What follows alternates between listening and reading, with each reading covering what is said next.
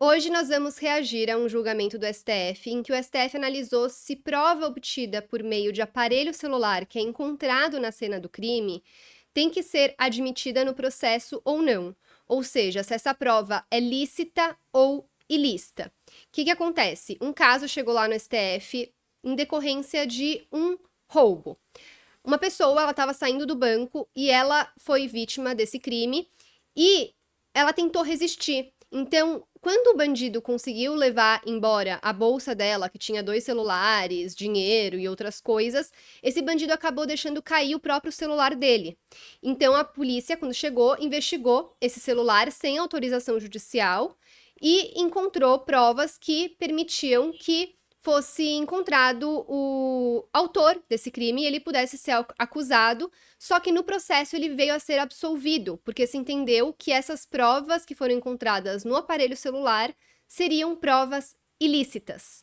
E aí o Ministério Público interpôs recurso extraordinário que chegou no STF e é esse julgamento que a gente vai reagir hoje, reagir às sustentações orais e reagir ao debate dos ministros e ver qual foi a conclusão deles. Tá? Quem ainda não assistiu, tem 2 vídeos aqui no meu canal que eu trato sobre essa questão de prova ilícita.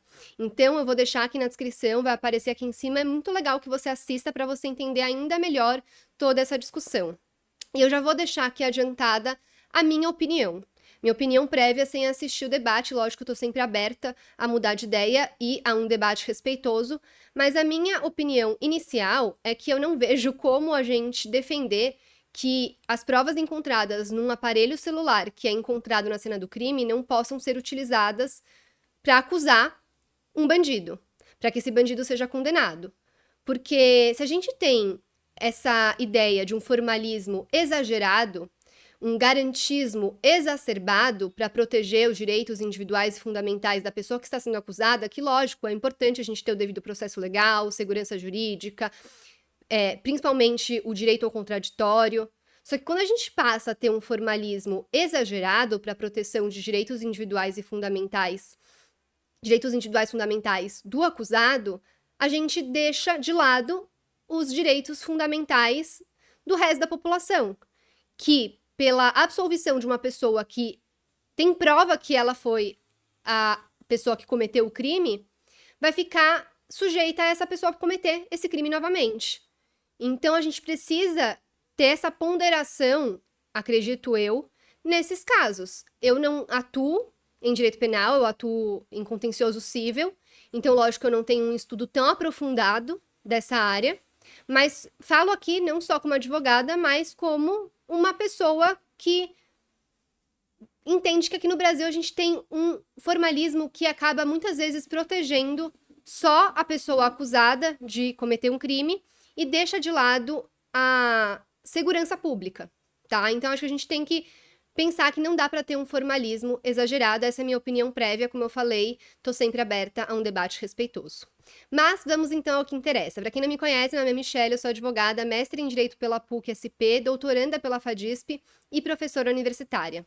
Aqui no canal a gente analisa os precedentes judiciais, que, como eu sempre falo, não basta a gente saber o que diz a lei escrita. A gente precisa saber como ela está sendo interpretada pelos nossos tribunais para garantir segurança jurídica, igualdade e legalidade.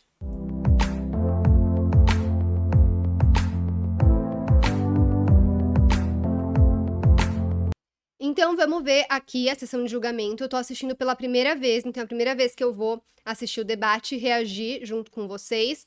Eu vou colocar aqui em 1.5 a velocidade para não ficar muito devagar. E, a princípio, a gente vai ver tudo, depois pode ser que eu corte algumas partes para não ficar repetitivo, tá?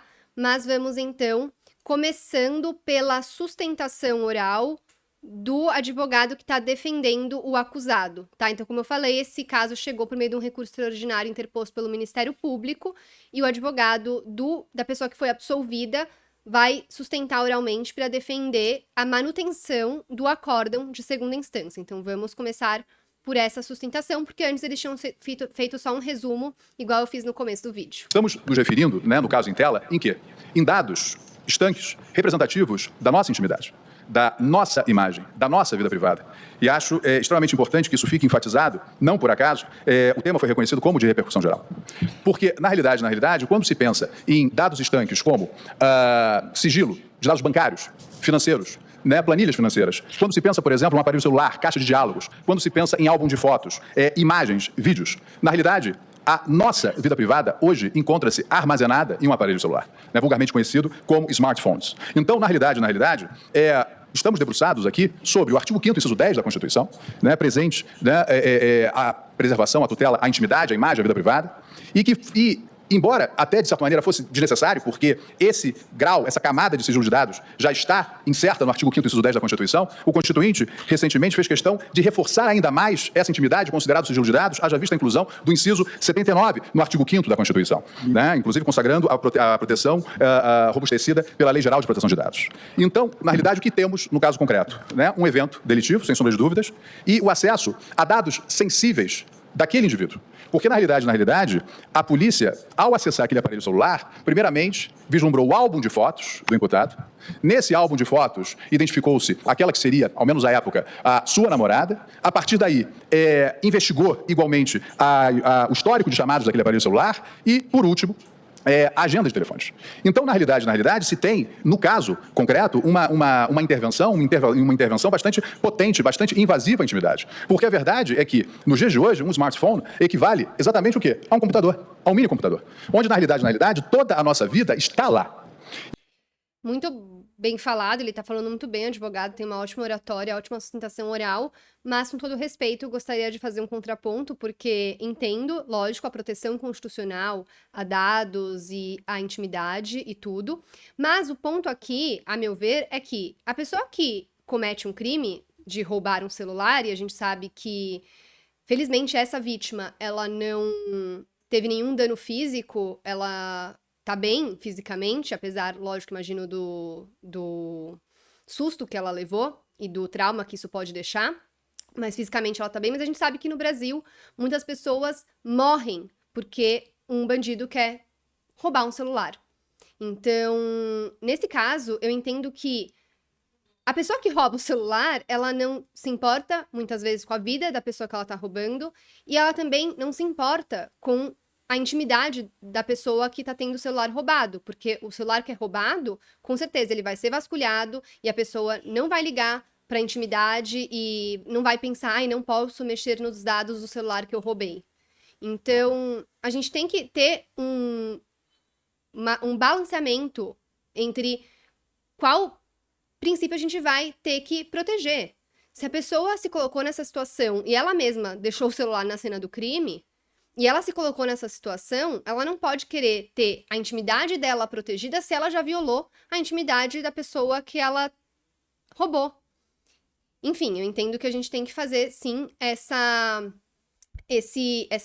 análise entre os princípios para verificar qual deles vai prevalecer no caso. Então, se a pessoa cometeu um crime, a gente vai deixar de lado que a vítima teve a sua intimidade violada para proteger a intimidade do suposto criminoso? Então... E o que chamou muita atenção da Defensoria Pública do Rio de Janeiro, na realidade, não só da Defensoria Pública, mas também da 6ª Câmara Criminal do Tribunal de Justiça do Rio de Janeiro, é que, no caso concreto, nós teríamos uma autoridade policial, que é administrativa. Vale dizer, nem estaríamos falando do titular privativo da ação penal pública, uma autoridade policial, policiais, sem autorização jurisdicional, simplesmente devassando a intimidade, a vida privada alheia, à margem de qualquer autorização jurisdicional. Outra coisa, eu acho que igual no processo civil que a gente tem um princípio que certas nulidades processuais precisam ser superadas quando possível para a gente chegar numa verdade mais próxima da real possível, a gente também tem que ter esse princípio para o processo penal.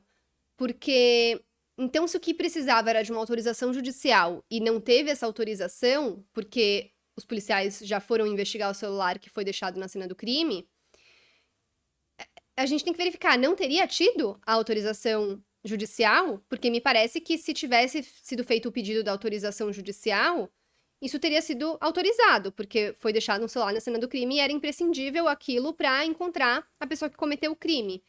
Então, a gente pode superar essa nulidade. É uma nulidade que ela tem que ser sanada para que o objetivo do processo seja alcançado.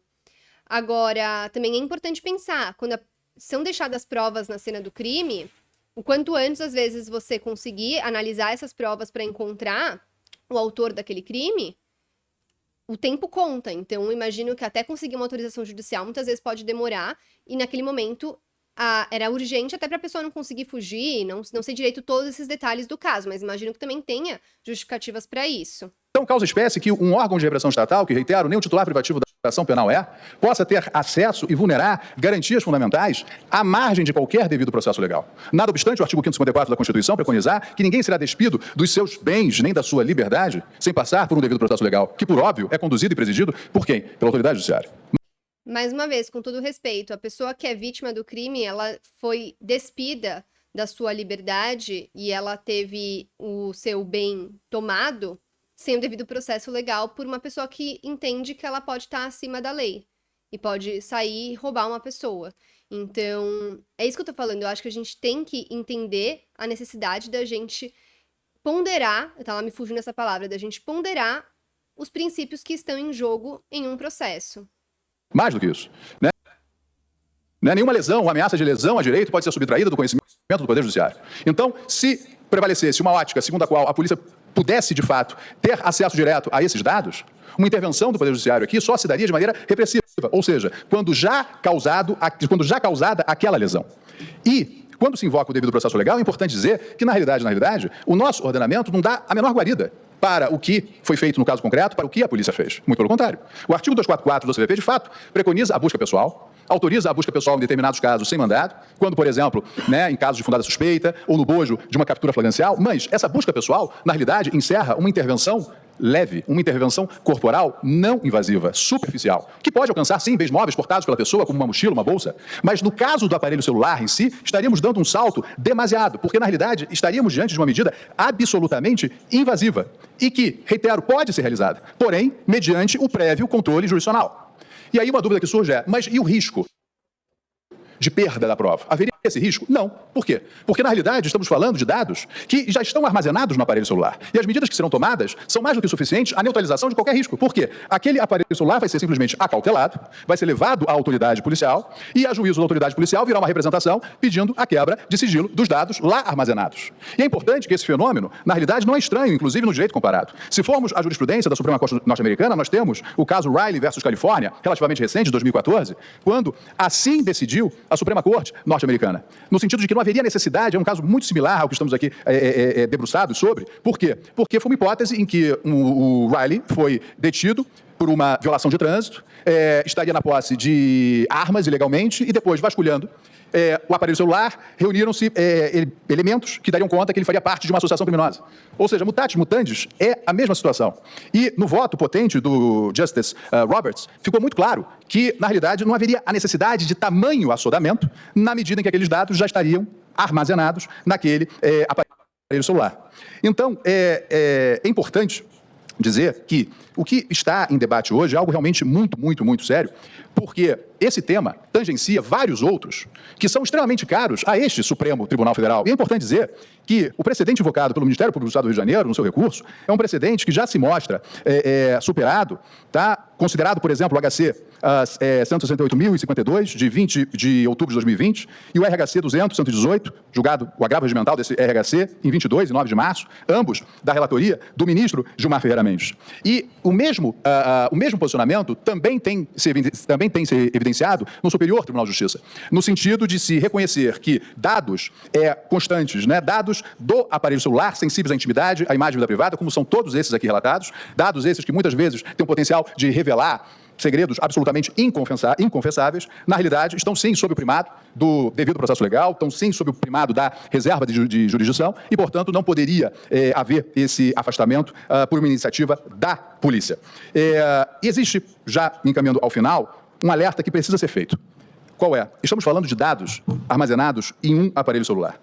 E chama muito a atenção um movimento, que inclusive na quadra atual, até é raro ocorrer, de uma total uniformidade, quando se pensa nos poderes da República, Executivo, Legislativo e Judiciário, quanto à relevância de se tutelar o sigilo desses dados. Digo isso porque, se pensarmos, e aí concorde-se ou não com essa alternativa, seja essa a melhor alternativa, o melhor remédio ou não, eu destaco o projeto de lei em tramitação no Congresso Nacional 494 de 2025, que qualifica o furto que tiver por objeto o aparelho celular.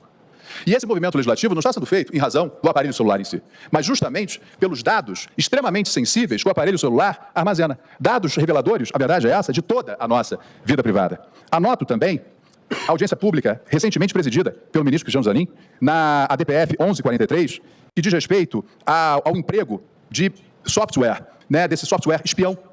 E o risco que isso gera, justamente de quebra do sigilo desses dados armazenados em aparelhos celulares. E chamou muita atenção da Defensoria Pública, né, as falas do Poder Executivo, contrárias ao uso desse aplicativo, justamente por vulnerar o mesmo bem da vida que hoje, nesse momento, estamos debruçados sobre, que é o sigilo de dados armazenados no aparelho celular. Tivemos, nesse sentido, a fala da secretária de Direitos Digitais, do Ministério da Justiça e da Segurança Pública, bem como do diretor de inteligência da Polícia Federal.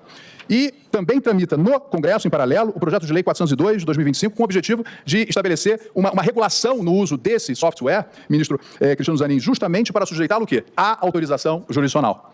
Então, por conta de todas essas questões, a Defensoria Pública compreende, está na linha do acórdão guerreado, né, pelo Ministério Público do Estado do Rio de Janeiro, no sentido da inviolabilidade do sigilo de dados, que, reitero, não é uma inviolabilidade absoluta, é relativa, porém, mediante autorização jurisdicional, justamente para neutralizar os riscos aqui identificados. Muito obrigado. Vossa Excelência citou um caso julgado em 2014 nos Estados Unidos, Riley versus Califórnia.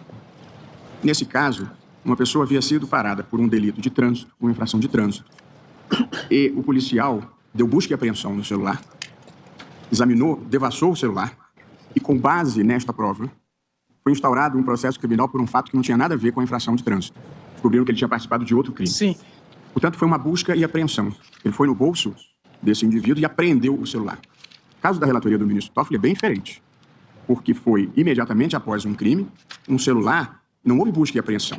Ele foi deixado pelo criminoso no local. Vossa Senhoria não acha que há uma diferença relevante entre uma situação e outra? Acredito que sim, Excelência. Eu mencionei esse caso apenas nesse sentido preciso de que é mencionado que o celular, o aparelho celular hoje, revela um verdadeiro portal da intimidade do indivíduo. Apenas nesse sentido argumentativo, Excelência. Agradeço. Obrigado, doutor Bruno. Muito obrigado. Achei bem legal essa intervenção do ministro Barroso. Eu acho que isso é muito interessante. Seria legal a gente ter isso mais nas sustentações orais, tanto no STF quanto as sustentações orais que eu faço na segunda instância, em caso de plano de saúde, por exemplo, que teve a sustentação oral de um amicus curiae, de um advogado que representa uma parte que está como amicus curiae no processo, que é um amigo da corte. Eu não vou deixar inteiro, porque vai ficar muito longo o vídeo, mas ele citou um precedente dos Estados Unidos. E é legal também ele trazer esse direito comparado, isso é muito interessante, deixa muito mais profundo o debate. E aí o ministro Barroso fez essa intervenção, falando, olha, aquele caso tinha uma situação bem distinta.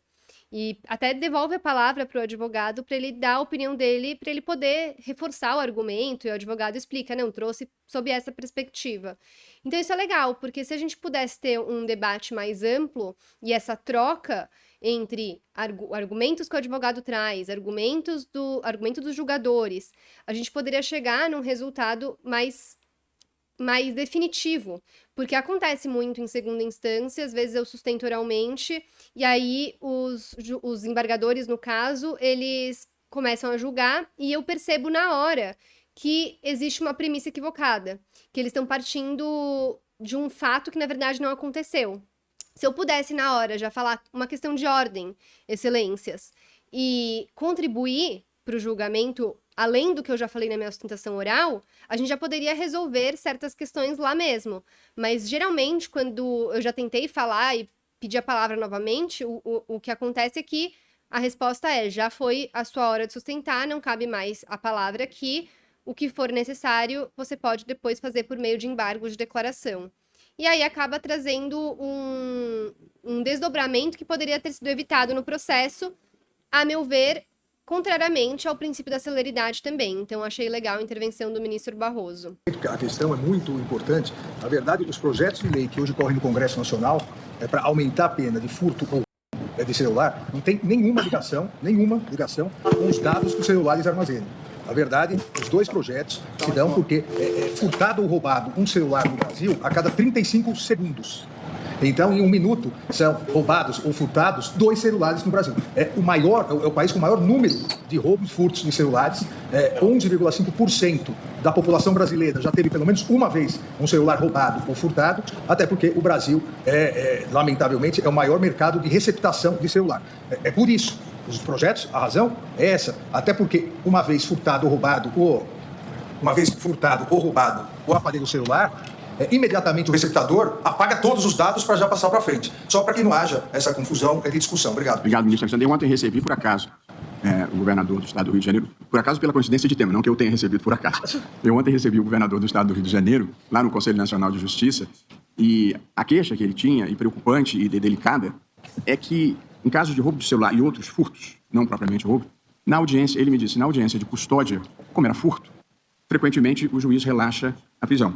E aí, no dia seguinte, a mesma pessoa, no mesmo local, comete outro furto. E aí, é presa novamente e relaxa a prisão.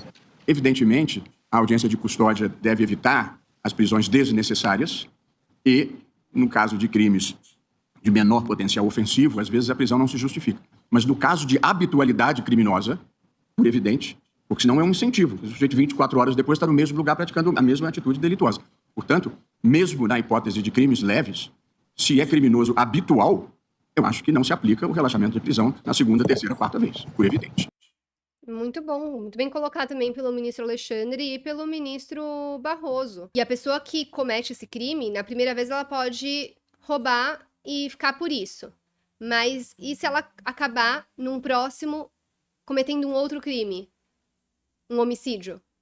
Porque a gente já viu acontecer. Um crime tem que ser tratado como crime.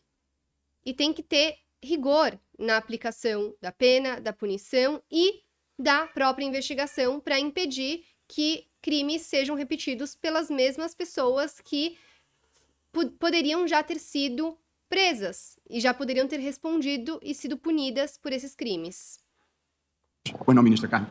Não, apenas lembrando, presidente, na linha do que Vossa Excelência enfatiza, que o ministro Pertence aqui usava muito a expressão, quando o crime é meio de vida, este é um meio que o direito não valida. Você pode ser pequenos furtos, mas ele faz disso um meio de ele viver. Então, o que é habitual, e muitas vezes se demonstram fichas enormes de representações, prisões, etc., não se pode nem aplicar o princípio da insignificância, porque é o insignificante diário que faz com que seja realmente um meio de vida. Pega aqui, pega colar, e há alguém que passa a não confiar no sistema de justiça, eu digo, no próprio direito. E é preciso não desconsiderar, ministra Carmen, como todos nós consideramos, que hoje a criminalidade passou a ser o item 1 das preocupações da sociedade brasileira. A interpretação não pode ser indiferente a essa circunstância também. Eu acho que até uma sociedade em que a gente está tão vítima do crime e que mesmo esses crimes que seriam crimes insignificantes, entre aspas, totalmente, né? Porque, como foi falado até pelas sustentações orais, hoje em dia, um celular, ele é uma extensão da intimidade da pessoa. A gente tem fotos, a gente tem documentos, a gente trabalha pelo celular. Então, assim, você pegar o celular de uma pessoa é você pegar muita informação e atrapalhar muito a vida daquela pessoa. Então, é realmente insignificante o furto de um celular, o roubo de um celular, e a gente tem que analisar essa questão diante da situação que a gente tem na sociedade hoje em dia. Se a gente estivesse falando de uma sociedade que a gente tem poucos furtos, poucos roubos de celular, casos isolados, seria importante que a gente continuasse punindo até para evitar de ser um estímulo para que outras pessoas falassem, então não tem pena para isso, então eu vou começar a roubar celular também.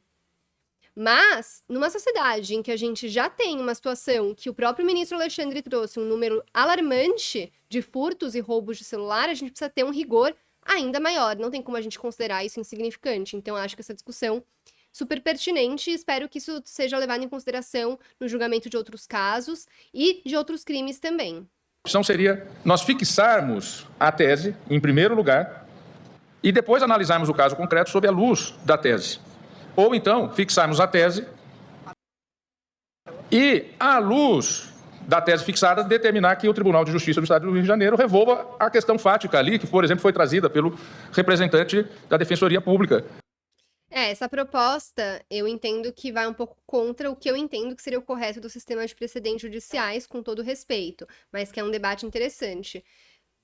Para a gente formar uma tese, que não é a parte mais importante do precedente, já falei isso aqui algumas vezes, a parte mais importante é a razão fundamental de decidir, a gente precisa dos fatos, do caso paradigma, do caso que está sendo utilizado para a formação desse precedente. Então, não dá para criar uma tese geral e abstrata, porque isso, sim, criar enunciados gerais e abstratos é papel do Poder Legislativo. O Judiciário julga o caso concreto. Então, a partir dos fatos daquele caso concreto, primeiro vai se julgar esse caso, vai se entender o caso à luz dos fatos desse caso paradigma, para a partir disso formar o precedente com o julgamento do caso paradigma. Para daí sim a gente entender qual foi a razão fundamental de decidir desse caso. Porque aí, a partir dessa razão fundamental de decidir, a gente consegue entender como essa razão fundamental vai ser aplicada para casos que, embora não sejam idênticos, sejam semelhantes, dando uma amplitude muito maior para o precedente ser aplicado não somente em casos iguais, mas também em casos semelhantes. Então, não concordo, com todo respeito, com essa inversão. Primeiro fixar a tese e depois fazer o julgamento. Dizendo que houve um exagero ali naquela... Isso não cabe a nós, enquanto juízes constitucionais, que é nessa questão, nós estamos em sede recursal, de repercussão geral, não cabe a nós analisar a matéria fática e os detalhamentos dela. Mas é incontroverso que o recorrido foi o autor. Isso é incontroverso. Ministro Toffoli, eu acho que, refletindo... E mais uma questão, o papel do STF, de fato, não é redefinir a questão fática, então não tem como alterar a conclusão dos fatos que chegaram lá. Mas é muito importante, sim, à luz desses fatos, fazer o rejulgamento. Então, primeiro verifica, teve violação à lei constitucional? No caso concreto, no acórdão recorrido? Se teve... A partir disso, do reconhecimento dessa violação, agora precisamos, então, sim, julgar o caso concreto e sim analisar os fatos para aplicar o direito que seria o direito, então, correto para essa situação. Então, eu entendo que essa questão da aplicação da súmula 7, que é a mesma súmula 279 do STF, se eu não me engano, que é a súmula 7 do STJ, a súmula 279 do STF, acaba sendo aplicada de uma forma equivocada, como se... Não, o STF vai sempre buscar uma análise alheia aos fatos. E não, os fatos são extremamente relevantes. O que não pode é um recurso chegar no STF sem a demonstração de uma violação à Constituição, a algum artigo da Constituição, para que seja feita uma revisão, porque não é um tribunal de revisão, é um tribunal de controle constitucional. Então, primeiro, vamos verificar, houve uma violação à Constituição na aplicação da lei. Nesse caso concreto, diante dos fatos que são incontroversos, diante dos fatos definidos no acórdão recorrido, se teve, agora vamos... Então, a gente vai precisar rever o entendimento. Então, a gente vai precisar mudar o entendimento e agora sim aplicar o direito corretamente à luz desses mesmos fatos. Então, os fatos são extremamente importantes. O caso concreto, tal como Vossa Excelência descreveu, foi uma cena de roubo na saída de um banco à mão armada, em que se arrancou a bolsa de uma senhora, tirou-se ao chão e houve a fuga numa motocicleta. E, colhido o celular, identificou-se a autoria e ele foi condenado por este delito, por este roubo. Os fatos me parecem muito claros neste caso, porque o exemplo que eu dei do caso Riley, que falei, usaram o celular para a persecução penal de outros delitos. Aí eu levantaria alguma dúvida. Mas pelo próprio específico delito em relação ao qual o celular caiu no chão, eu acho que Então, ele está falando que esse celular ele foi utilizado justamente para apuração desse crime, porque seria diferente de esse celular ele ser vasculhado e descobrirem que essa mesma pessoa cometeu um outro crime e aí, a partir disso, ela ser condenada por esse outro crime. O que, lógico, a gente também pode discutir se isso não seria válido, mas... Ele está fazendo essa distinção que ele entende super importante para deixar claro, olha, não é que o celular foi encontrado e aí na tentativa de condenar essa pessoa por esse crime, foi descoberto outro crime e ela passou a ser condenada por esse outro crime, igual o caso que foi trazido dos Estados Unidos como um precedente comparado, né, para fins de direito comparado. Então, é uma situação diferente. Os fatos me parecem...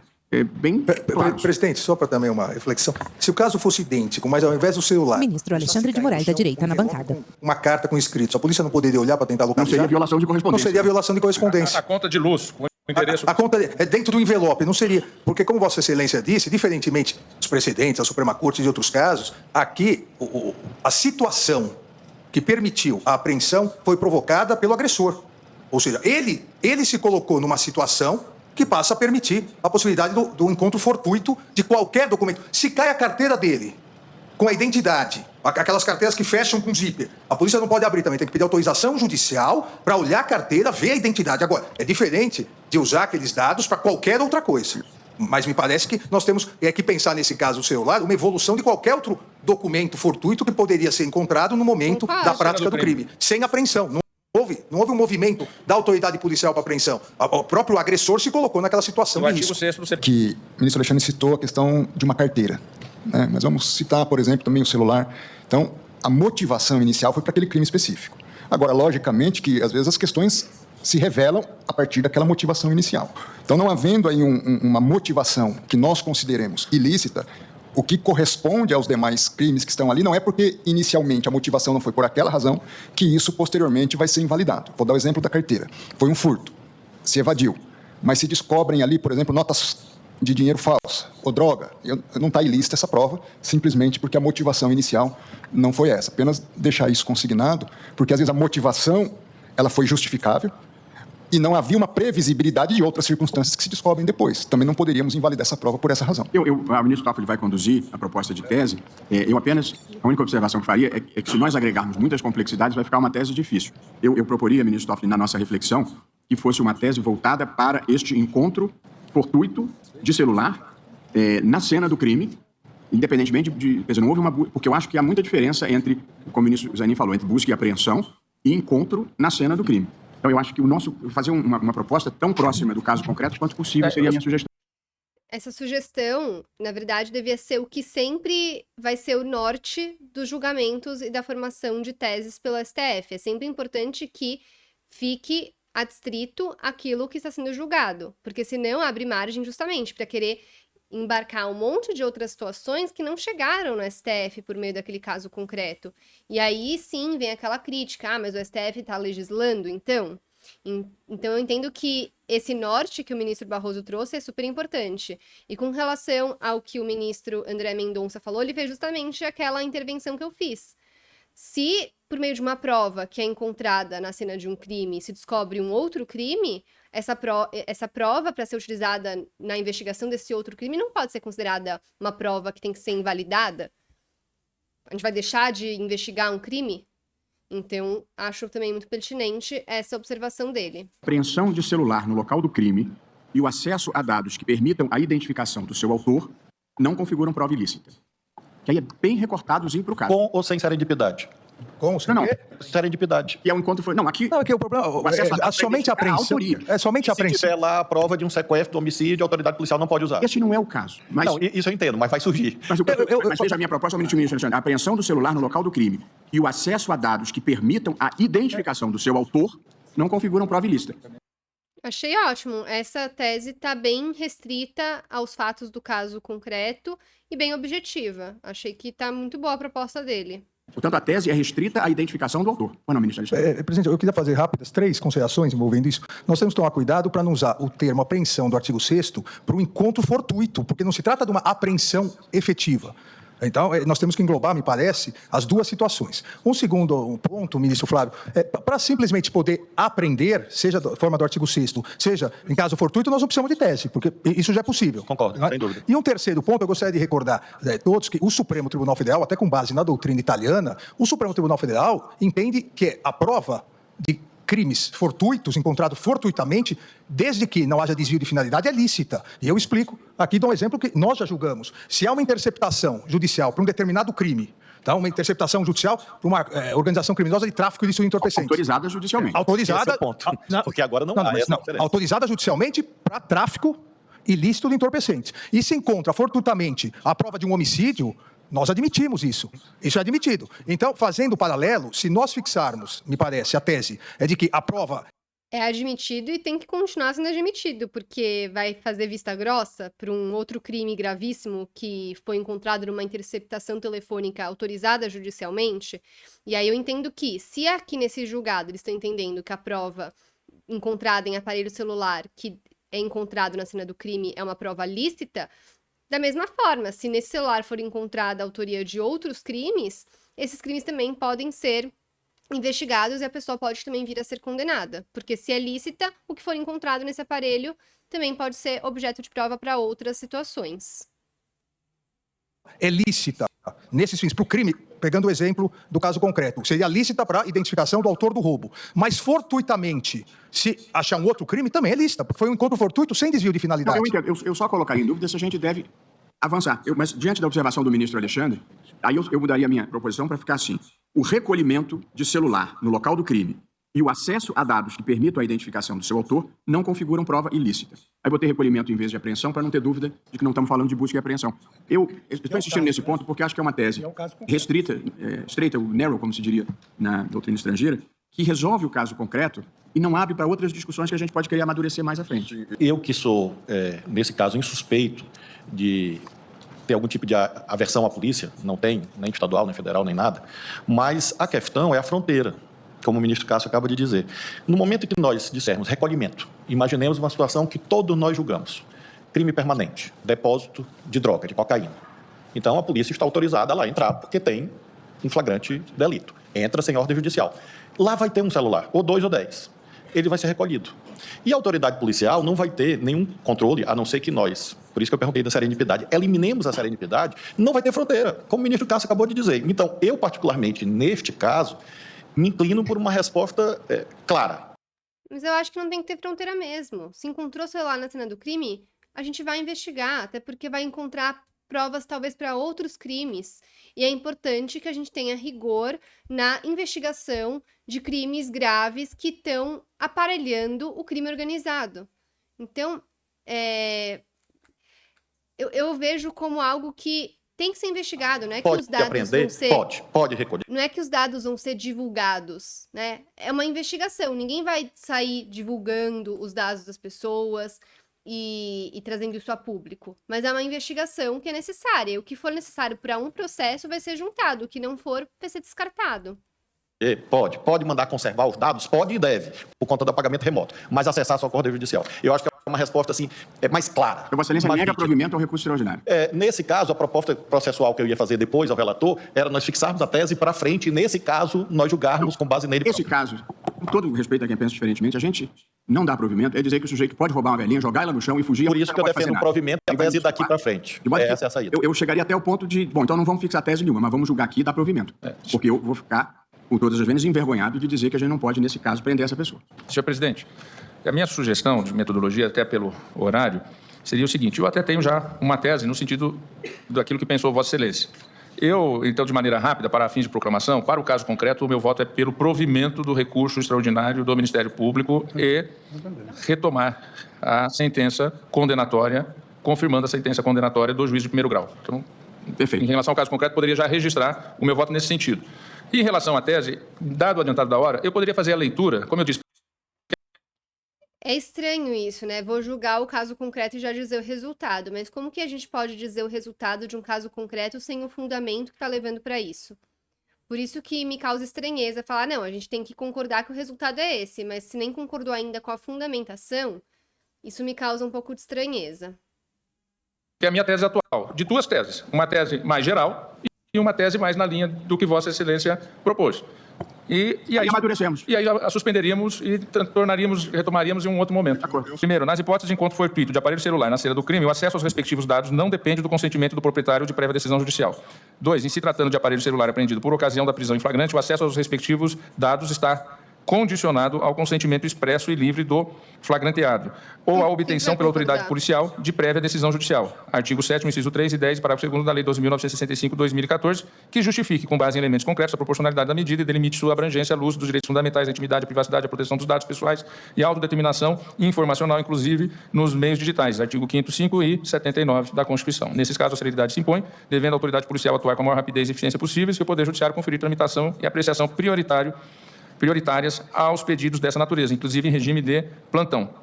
Apenas excepcionalmente será possível a preservação dos dados e metadados contidos nos dispositivos apreendidos antes da autorização judicial, caso em que a autoridade policial deve, primeiro, justificar fundado o receio de que os dados sejam eliminados pelo seu titular ou por terceiro, e segundo, demonstrar por meios técnicos que não foi realizado nenhum outro tratamento desses dados. E aquela situação, dentro desse limite, de que a apreensão do celular, nos termos do artigo 6º, 2 e 3, ou em flagrante delito, não está sujeita à reserva de jurisdição. Qual a tese mais restrita? Mas aí no caso de recolhimento, nesse caso do... Qual a tese mais restrita? Essa tese, ministro Toffoli, parte do princípio Nas hipóteses, porque Flagrante delito. essa seria aquela, colocando que é nas hipóteses de encontro fortuito. Né? De encontro fortuito. O exemplo que o texto que Vossa Excelência leu fala flagrante delito. Se o acusado tiver sido preso em flagrante delito, não tem nenhum problema esperar para pedir a decisão judicial. Eu estou discutindo a situação em que você pega o celular, recolhe o celular e quer identificar quem é o autor. São situações diferentes, entendeu?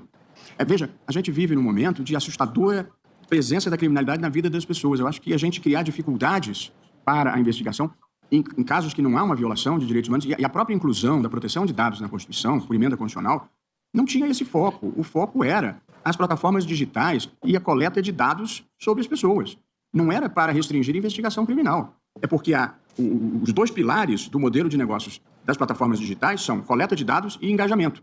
E, para evitar o abuso na coleta de dados, é que se incluiu esse inciso na Constituição. Não foi para restringir a investigação criminal em casos em que não há violação de um direito fundamental. Favor. Então, a identificação do autor de um delito não é, a meu ver, violação de direito fundamental. Na preocupação do ministro Cássio, se avançar para outras informações, eu acho que a gente pode discutir. Acho que o problema fica mais complicado. Mas dizer que a polícia não pode utilizar meios razoáveis para identificar o autor de um crime não me parece uma postura razoável nesse momento em que há demanda pelo enfrentamento da criminalidade. Mas eu proponho acolhermos a proposta do ministro Dias Toffoli, votarmos o caso concreto e aí fazermos, como temos feito de outras vezes, discussões internas para tentarmos amadurecer esse tema. Então, vou acolher a proposta de Vossa Excelência, vou encaminhar a votação. Vossa Excelência. Eles vão julgar o caso, mas não vão formar a tese. Mas, assim, o fundamento para o julgamento do caso é da onde a gente extrai a ratio decidendi, que é a razão fundamental de decidir. Então, o precedente, a meu ver, a partir do julgamento do caso concreto, está formado. Basta a gente analisar o que vai vir no acórdão dos principais fundamentos para extrair, então, que, se eles forem nesse sentido que parece que é o que eles vão, a prova obtida em celular perdido na cena do crime é uma prova válida. E aí eu concordo plenamente, tem que ser válida mesmo. Dá provimento ao recurso extraordinário, o ministro Flávio nega provimento. Nesse caso, eu acompanho, separando o caso concreto da tese, porque a tese terá efeito futuro. No caso, apenas no caso concreto, ministro Zanin, Vossa Excelência acompanha o relator? Presidente, no caso concreto, eu acompanho porque os fatos ocorreram antes da emenda constitucional 115 e do Marco Civil da Internet. Então, eu aplico aqui a jurisprudência até então vigente no Supremo, que protege os dados em fluxo e não dá a mesma proteção aos dados armazenados, como foi o caso concreto. Então, por essa razão, eu também acompanho o eminente relator. Ministro André. Do mesmo modo, presidente, apenas talvez pedir ao eminente relator, se não houver uma divergência já latente, talvez incorporar a sugestão que fiz para avaliação posterior nessa proposição de tese. E também qual questão, ministro André? Da questão em casos de homicídio, excepcionalmente, você poder, em relação ao celular da vítima e não do acusado, da vítima do crime, você poder fazer a verificação até para uma investigação emergencial da situação. Vai ficar para posterior, momento. Ok. Ministro, apenas por fim, presidente, talvez, até avaliando, eventualmente, tanto a proposição do ministro Toffoli como a proposição de Vossa Excelência, elas não sejam antagônicas. Não são. E podem casar numa mesma avaliação de tese. Eu insisto na minha posição, que mantém há muito tempo, de fazermos teses tão próximas do caso concreto quanto possível, e aqui não especularmos situações que ainda não ocorreram e que não tiveram um contraditório. Eu normalmente caminho nesse sentido, porém, essa é uma situação, e aí eu penso que talvez essa abrangência e explicitação seja um melhor caminho, no sentido de preservar e orientar a jurisprudência de novas situações. Isso nós vamos discutir internamente e voltamos. Ministro Cássio. Senhor presidente, eu acompanho o relator com fundamentos remissivos aos já expostos pelo ministro Cristiano Zanin. Obrigado, ministro Cássio. Ministro Alexandre. Presidente, também em relação ao caso concreto, eu acompanho o relator. Ministro Fachin. Presidente, duas observações. Quanto ao caso concreto, estou acompanhando o relator com os fundamentos lançados pelo ministro Cristiano Zanin, que são os fundamentos que também adoto. E do ponto de vista de sugestão da tese, só voltando ao caso de 2014, duas vezes citado da tribuna, lá há um conjunto de exceções que a Suprema Corte indicou e, quem sabe, valia a pena olhar essas exceções que vão na linha da preocupação do ministro André Mendonça. Mas, no caso concreto, estou acompanhando o relator com os fundamentos indicados pelo ministro Zanin.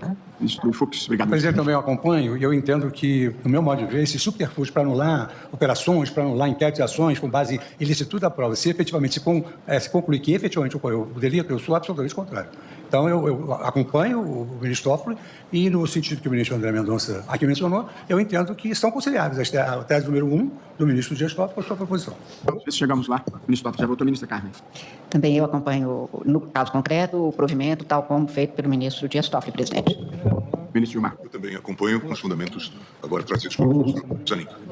Também eu estou acompanhando o ministro Toffoli, o fundamento da minha decisão é o recolhimento de celular no local do crime e o acesso a dados que permitam a identificação do seu autor não configuram prova ilícita e proclamo, então, o resultado. O tribunal, por unanimidade, deu provimento ao recurso extraordinário, ficando adiada a definição da tese. Bom, então esse foi o resultado, felizmente, apesar deles não terem chegado num acordo da tese, então a gente ainda vai ver outros debates sobre esse assunto e sobre essas outras questões que permeiam esse assunto, né? Outros desdobramentos que esse caso pode ter e que eles tenham a título de imaginação. Ah, o que pode acontecer se nesse caso acontecer isso? E se for uma outra situação? E eu acho perfeita a colocação do ministro Barroso. Para a gente formar a tese, a gente tem que partir dos fatos desse caso paradigma. Então, quando ele fala que, para esse caso, foi entendido que quando um aparelho celular é encontrado na cena do crime, esse aparelho celular pode ser, sim, objeto de investigação para encontrar provas, para se encontrar o autor do crime, é uma prova totalmente lícita e tem que ser admitida no processo. Outras situações, outras formas de você encontrar um celular ou de você acessar o celular para investigação, isso vai depender de outros casos que cheguem lá no STF por meio de recurso extraordinário ou da atuação do legislativo também para criar uma lei específica para isso. Então, concordo com o resultado do julgamento, mas a gente viu que aparentemente na fundamentação não houve uma concordância totalmente, porque alguns ministros fizeram a ressalva do Marco Civil da Internet, que o caso seria anterior e que por isso aí sim poderia ser considerada lícita, mas para casos posteriores parece que eles vão no sentido de que não poderia ser considerada lícita, então a gente ainda pode ter bastante discussão com relação a esse assunto. Mas por hoje é isso, espero que você tenha gostado, que você tenha entendido. Deixa aqui a sua opinião, se você acha que tem que ser sim investigado o celular, se você acha que não tem que ser, se você concorda com o resultado, se você não concorda com o resultado, o que você achou dos debates. Deixa aqui nos comentários, tanto sua opinião quanto suas dúvidas, comentários, críticas, enfim, sempre de forma respeitosa. Muito obrigada pela companhia e até semana que vem. Não esqueça de se inscrever no canal, dar o seu like nesse vídeo e compartilhar o vídeo com outras pessoas.